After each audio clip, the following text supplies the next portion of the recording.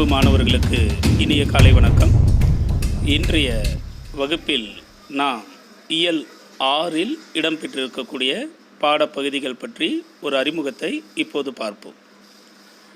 நிலாமுற்றம் என்ற தலைப்பில் இடம்பெற்றிருக்கக்கூடிய பாடப்பகுதிகள் நிகழ்களை என்ற உரைநடை, செய்யுள் பகுதியில் பூத்தொடுத்தல், முத்துக்குமாரசாமி பிள்ளை தமிழ், கம்பராமாயண பகுதிகள், துணைப்பாட பகுதியில் சா கந்தசாமி அவர்கள் இயற்றிய பாய்ச்சல் என்னும் சிறுகதை, இலக்கண பகுதிகளில் அகப்பொருள் இலக்கணம் ஆகியன இந்த இயலில் நமக்கு பாடமாக இடம்பெற்றுள்ளன.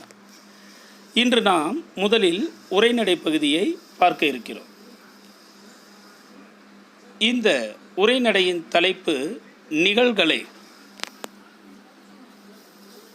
நிகழ்களை, கலை என்ற சொல் மனிதர்களுக்கு இன்பம் பயப்பதற்காக உருவாக்கப்பட்ட ஒரு நிகழ்வு. ஆயக்கலைகள் 64னையும் ஏய உணர்விக்கும் என் அம்மை தூய உரு பளிங்கு போல்வாள் என் உள்ளத்தின் உள்ளே இருப்பல் இங்கு வாராது இடர் என்று கம்பர் சரஸ்வதி அந்தாதி என்னும் நூலில் கலைகள் மொத்தம் 64 என்று குறிப்பிடுகிறார். நடனக்கலை, சிற்பக்கலை, ஓவியக்கலை, கட்டடக்கலை என்று 64 கலைகள் இடம்பெற்று இருக்கின்றன. இந்த 64 வகை கலைகளில் நமக்கு பாடமாக இடம்பெற்றிருக்கக்கூடியது ஆடல் கலை. ஆடல் கலையின் பல கூறுகளை பற்றி இப்பாடம் விரிவாக நமக்கு பேசுகின்றது. இந்த பாடப்பகுதிக்குள் நுழைவதற்கு முன்பாக நுழையும் முன் பகுதியை இப்போது நாம் பார்ப்போம். கண்ணுக்கு காட்சியையும் சிந்தைக்கு கருத்தினையும் தருவன, கருத்துடன் கலைத்திறனை நோக்காக கொண்டு கால வெள்ளத்தை கடந்து நிற்பன. ஆடல், பாடல், இசை, நடிப்பு, ஒப்பனை, உரையாடல் வழியாக மக்களை மகிழ்வடையச் செய்வன. சமூக பண்பாட்டு தளத்தின் கருத்து கருவூலமாக திகழ்பவை, நுட்பமான உணர்வுகளின் உறைவிடமாக இருப்பன. இவை யாவை? அவைதான் மக்கள் பண்பாட்டின் பதிவுகளான நிகழ்கலைகள்.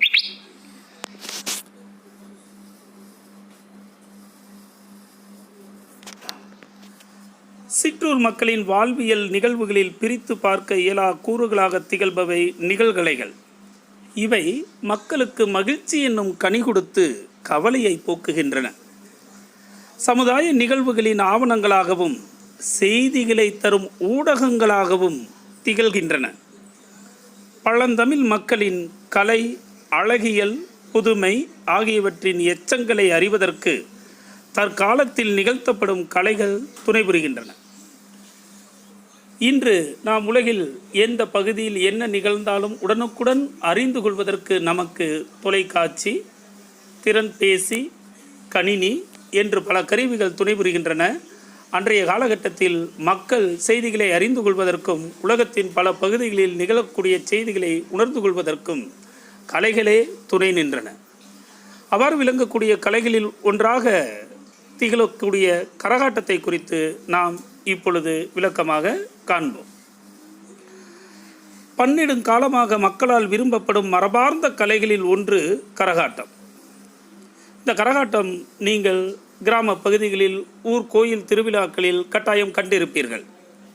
கரகம் என்னும் பித்தளை செம்பையோ சிறிய குடத்தையோ தலையில் வைத்து தாளத்திற்கு ஏற்ப ஆடுவதுதான் கரகாட்டம். இந்த நடனத்திற்கு கரகம், கும்பாட்டம், குடக்கூத்து என்ற வேறு பெயர்களும் உண்டு. கரகச் செம்பின் அடிப்பாகத்தை உட்புறமாக தட்டி ஆடுபவரின் தலையில் நன்கு படியும்படி செய்கின்றனர். தலையில் செம்பு நிற்கும் அளவு எடையை ஏற்றுவதற்கு மணலையோ பச்சரிசியையோ நிரப்புகின்றனர். இந்த கரகமானது கண்ணாடியாலும் பூக்களாலும் அழகூட்டிய கரக கூட்டின் நடுவில் கிளி பொம்மை பொருத்திய மூங்கில் குச்சியை செருகி வைத்து ஆடுகின்றனர். இந்த கரகாட்டம் நிகழ்த்துவதற்கு தவில், பம்பை, நாகசுரம், நையாண்டி மேள இசை போன்ற இசைக்கருவிகள் பயன்படுத்தப்படுகின்றன. ஆணும் பெண்ணும் சேர்த்து நிகழ்த்தும் கரகாட்டத்தில் சில நேரங்களில் ஆணே பெண் வேடமிட்டும் ஆடுவார். கரகாட்டம் நிகழ்த்துதலில் இத்தனை பேர்தான் நிகழ்த்த வேண்டும் என்ன வரையறை இல்லை. இப்பொழுது கரகாட்டம் குறித்த பத்தியை வாசிக்க கேட்டீர்கள். கரகம் என்பது பல நெடுங்காலமாக தொடர்ந்து ஆடப்படுகின்ற மரபு ஆட்டம். கரகத்தை எவ்வாறு அழகுபடுத்துவார்கள் என்றெல்லாம் நாம் பார்த்தோம். இதில் இத்தனை பேர்தான் ஆட வேண்டும் என்கின்ற வரையறை இல்லை. மேலும் இதில் இசைக்கப்படுகின்ற இசைக்கருவிகள் நையாண்டி மேள இசை, நாகசுரம், தவில், பம்பை. ஆணும் பெண்ணும் சேர்ந்து நிகழ்த்தும் இக்கலையில் சில நேரங்களில் ஆணே பெண் வேடமிட்டும் ஆடுவார்கள். அடுத்ததாக இந்த கரகாட்டம் சங்க இலக்கிய பாடல்களில் இடம்பெற்றிருக்கக்கூடிய செய்தியை பார்க்க போகிறோம். நீரற வரியா கரகத்து என்ற புறநானூற்று பாடல் அடியில் கரகம் என்ற சொல் இடம்பெறுகிறது. சிலப்பதிகாரத்தில் மாதவி ஆடிய 11 வகை ஆடல்களில் குடக்கூத்து என்ற ஆடலும் குறிப்பிடப்படுகிறது. இது கரகாட்டத்திற்கு அடிப்படையான ஆட்டம் என்று கருதப்படுகிறது. மாதவி ஆடிய குடக்கூத்து கரகத்தின் அடிப்படை ஆதாரபூர்வமான ஆட்டம். இந்த கரகாட்டமானது தமிழகம் முழுவதும் ஆடப்பட்டாலும் குறிப்பாக மதுரை, திண்டுக்கல், திருச்சி, தஞ்சாவூர், கோயம்புத்தூர், திருநெல்வேலி முதலிய மாவட்டங்களில் அதிகமாக நிகழ்த்தப்படுகிறது. கரகாட்டம் குறித்த செய்திகளை நாம் இப்போது கண்டோம். இதில் கரகாட்டம் அதிகமாக நிகழ்த்தப்படுகின்ற தமிழக மாவட்டங்கள் யாவை என்ற குறுவினா இடம்பெறலாம். ஒருமதிப்பெண் வினாவில் நீரற வரியா கரகத்து என்ற பாடல் இடம்பெற்ற நூல் எது என்ற கேள்வி இடம்பெறலாம். நீங்கள் புறநானூறு என்று கூறுவது என் காதில் விழுகிறது. சிலப்பதிகாரத்தில் கரகாட்டத்திற்கு இட்ட பெயர் என்ன என்று ஒருமதிப்பெண் வினாவில் கேட்டால் குடக்கூத்து என்று நாம் கூறலாம். அடுத்ததாக மயிலாட்டம் என்கின்ற ஆட்ட வகையை பற்றி பார்க்க போகிறோம். மயில் வடிவுள்ள கூட்டுக்குள் ஒருவர் தன் உருவத்தை மறைத்து கொண்டு நையாண்டி மேளத்திற்கு ஏற்ப ஆடும் ஆட்டமே மயிலாட்டமாகும். நையாண்டி மேளம் இசைக்க காலில் கட்டப்பட்டுள்ள சலங்கை ஒலிக்க மயிலின் அசைவுகளை ஆடி காட்டுவதற்குத்தான் மயிலாட்டம் என்று பெயர். இந்த மயிலாட்டமானது கரகாட்டத்தின் துணையாட்டமாகவும் ஆடப்படும். இந்த மயிலாட்டத்தில் ஊர்ந்து ஆடுதல், மிதந்து ஆடுதல், சுற்றி ஆடுதல், இறகை விரித்து ஆடுதல், தலையை சாய்த்து ஆடுதல், தாவி ஆடுதல், இருபுறமும் சுற்றி ஆடுதல், அகவுதல், தண்ணீர் குடித்து கொண்டே ஆடுதல் ஆகிய அடவுகளை கலைஞர்கள் ஆடி காட்டுவார்கள். இதில் அகவுதல் என்பது ஒரு மயில் என்னவெல்லாம் செய்யுமோ அதையெல்லாம் செய்து காட்டுவது தான் மயிலாட்டம். மயில் அகவும் என்பது ஒலி மரபு. மயில் எவ்வாறு சத்தமிடுமோ அதுபோல் ஆடுபவர்கள் சத்தமிட்டு கொண்டு ஆடுவதற்கு பேர்தான் அகவுதல். இந்த மயிலாட்டம் குறித்தும் பின்னால் ஒரு விளக்கப்படம் உங்களுக்கு காட்டப்படும்.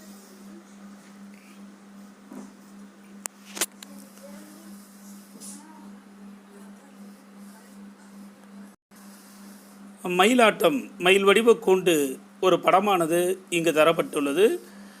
பின்னால் நையாண்டி மேள இசையும் நாகசுரமும் இசைக்க அந்த மயில் வடிவ கூட்டுக்குள் பொருந்தி சாய்ந்து ஆடுகின்ற காட்சி இங்கு நமக்கு படமாக தரப்பட்டுள்ளது. மயிலாட்டத்திற்கு பிறகு நமக்கு இடம்பெற்றிருக்கக்கூடிய ஆட்டம் காவடி ஆட்டம். இந்த காவடி ஆட்டமானது பிரத்யேகமாக முருகன் கோயில்களில் நிகழ்த்தப்படுகின்ற ஒரு ஆட்டம். குன்று இருக்கும் இடமெல்லாம் எம் பெருமான் குமரன் இருக்கும் இடம், அதாவது அறுபடை வீடு கொண்டவன் முருகன். மலையில் இடம்பெற்றிருக்கக்கூடிய குறிஞ்சி நில தெய்வமாகிய முருகனை வழிபடுவதற்கு மக்கள் மலையேறி செல்வார்கள். அவ்வாறு ஏறுகின்ற பொழுது வழிபாட்டு பொருள்களை சுமப்பதற்கு சுமையாக இருப்பதால் ஒரு நீல மூங்கில் தண்டின் மீது இரு முனைகளிலும் அந்த பொருள்களை கட்டி மேல் ஏறி சென்றார்கள். அவ்வாறு வழியில் நடந்து செல்கின்ற போது களைப்பு ஏற்படாமல் இருப்ப முருகனை வாழ்த்தி பாடல்கள் பாடுவார்கள். இதன் அடிப்படையில் தோன்றியதுதான் காவடி ஆட்டம். கா என்னும் சொல்லிற்கு பாரம் தாங்கும் கோல் என்று பொருள். இரு முனைகளிலும் சம எடைகளை கட்டிய தண்டினை தோளில் சுமந்து ஆடுவது காவடி ஆட்டம். மரத்தண்டின் இரு முனைகளிலும் சிற்ப வேலைப்பாடுள்ள பலகையை பொருத்தி மூங்கில் குச்சிகளால் அரைவட்டமாக அதை இணைக்கின்றனர். அந்த அரைவட்ட பகுதியை பட்டு துணியால் மூடி அழகுபடுத்துகின்றனர். மேலும் மயில் இறகு கற்றைகளை இருபுறமும் பொருத்தி மணிகளால் அழகுபடுத்தி காவடியை உருவாக்குகின்றனர். காவடியின் அமைப்புக்கு ஏற்ப அதை மச்சக்காவடி, சர்ப்பக்காவடி, பூக்காவடி, தேர்காவடி, பறவை காவடி என்று அழைக்கின்றனர். இலங்கை, மலேசியா உட்பட புலம்பெயர்ந்த தமிழர் வாழும் பிற நாடுகளிலும் காவடியாட்டம் ஆடப்படுகிறது. நீங்கள் செய்திகளில் கண்டிருப்பீர்கள், தைப்பூச திருநாள் அன்று மலேசியாவின் பிரம்மாண்ட முருகன் கோயில் முன்னால் ஆடப்படுகின்ற அந்த காட்சியை நீங்கள் கண்டும் இருப்பீர்கள். ஆகவே காவடியாட்டம் குறித்த செய்திகள் கா என்ற சொல்லுக்கு பாரம் தாங்கும் கோல்.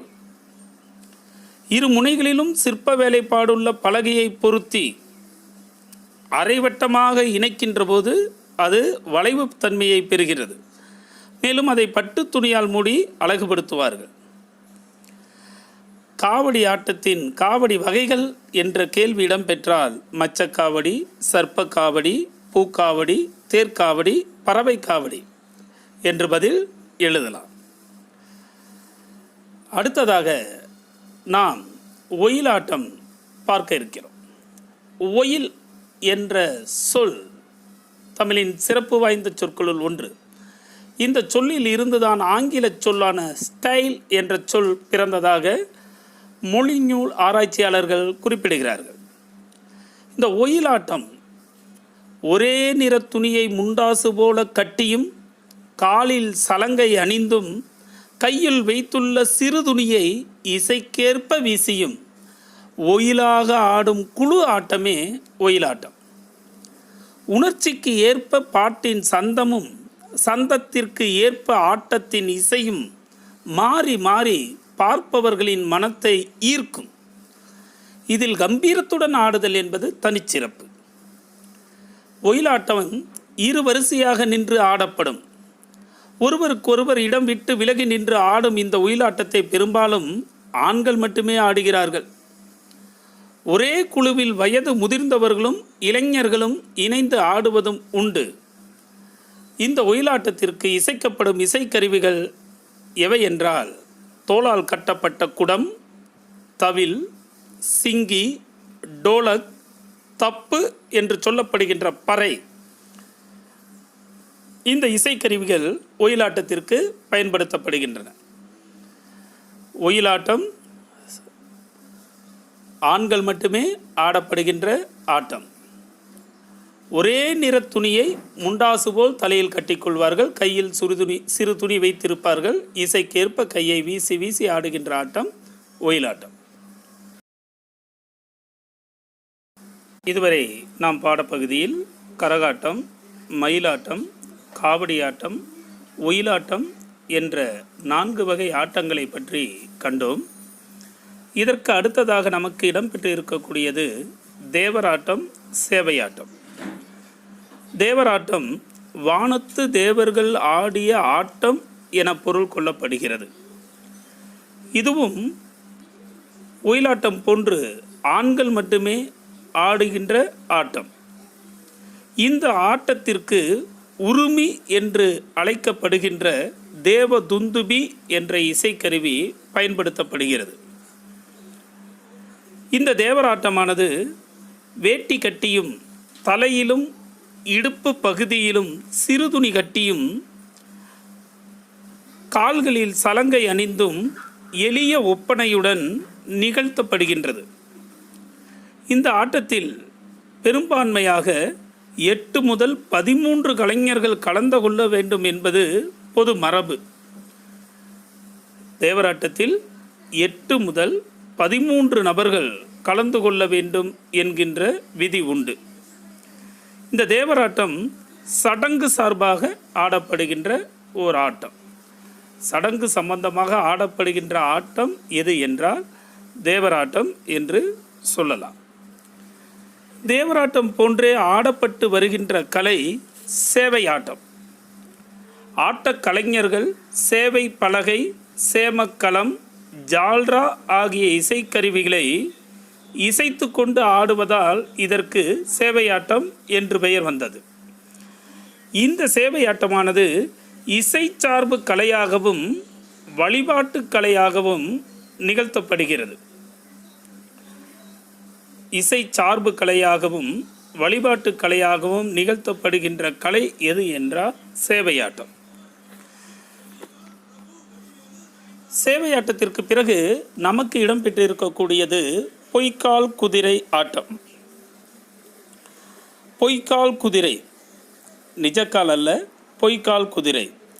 எவ்வாறு மயில் வடிவ கூண்டுக்குள் ஒருவர் தன்னை புகுத்தி கொண்டு ஆடுகின்ற ஆட்டம் மயில் ஆட்டம் என்று அழைக்கப்பட்டதோ, அதுபோல் குதிரை வடிவத்திற்குள் இருக்கக்கூடிய பொம்மைக்குள் ஒரு மனிதர் நுழைந்து கொண்டு ஆடுதல். பொய்க்கால் குதிரை ஆட்டமானது போலச் செய்தல் பண்புகளை பின்பற்றி நிகழ்த்தி காட்டும் கலைகளில் ஒன்று. பொய்க்கால் குதிரை ஆட்டமும் ஒன்று. மரத்தாலான பொய்க்காலில் நின்று கொண்டும் குதிரை வடிவுள்ள கூட்டை உடம்பில் சுமந்து கொண்டும் ஆடும் ஆட்டமே பொய்க்கால் குதிரை ஆட்டம்.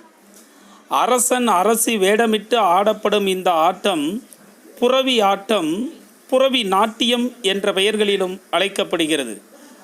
புரவி என்ற சொல்லுக்கு குதிரை என்று பொருள். ஆகவே பொய்க்கால் குதிரை ஆட்டத்திற்கு புரவி ஆட்டம் என்றும் புரவி நாட்டியம் என்றும் வேறு பெயர்கள் உண்டு. இந்த கலையானது மராட்டியர்கள் காலத்தில் தஞ்சைக்கு வந்ததாக கூறப்படுகிறது. கலைஞர்கள் தங்கள் கால்களை மறைக்கும் உயரத்திற்கு துணியை கட்டி கொள்கின்றனர். காலில் சலங்கை அணிந்தும் அரசன் அரசி உடையணிந்தும் கிரீடம் அணிந்தும் ஆடுகின்றனர். குதிரை மேல் ஏறி பயணம் செய்வது போன்று கடிவாளத்தை ஆட்டியும் காலை உயர்த்தியும் 4 புறமும் ஓடியும் ஆடுகின்றனர். பொய்க்கால் குதிரையாட்டத்திற்கு பாடல்கள் பயன்படுத்தப்படுவதில்லை. நையாண்டி மேளமும் நாகசுரமும் இசைக்கப்படுகின்றன. நையாண்டி மேளமும் நாகசுரமும் இசைக்கப்படுகின்றன. பாடல்கள் பொய்க்கால் குதிரையாட்டத்தில் பயன்படுத்தப்படுவதில்லை. இது ராஜஸ்தானில் கச்சிக்கொடி என்று அழைக்கப்படுகிறது. பொய்க்கால் குதிரை ஆட்டத்திற்கு ராஜஸ்தானில் என்ன பெயர்? கச்சிக்கொடி. இந்த பொய்க்கால் குதிரை ஆட்டத்திற்கு கேரளத்தில் குதிரை களி என்று பெயர். கேரளத்தில் குதிரை களி என்றும் ராஜஸ்தானில் கச்சிக்கொடி என்றும் அழைக்கப்படுகின்ற ஆட்டம் பொய்க்கால் குதிரை ஆட்டம். ஆகவே இன்றைய பாடப்பகுதிகளில் நாம் இதுவரை நிகழ்கலை உரைநடை பகுதியில் கரகாட்டம், மயிலாட்டம், காவடியாட்டம், ஒயிலாட்டம், தேவராட்டம் மற்றும் சேவையாட்டம், பொய்க்கால் குதிரையாட்டம் ஆகிய ஆட்ட வகைகளை கண்டோம். இந்த உரைநடையில் இருந்து சில குறிப்புகளும் வினாக்களையும் இப்போது பார்ப்போம்.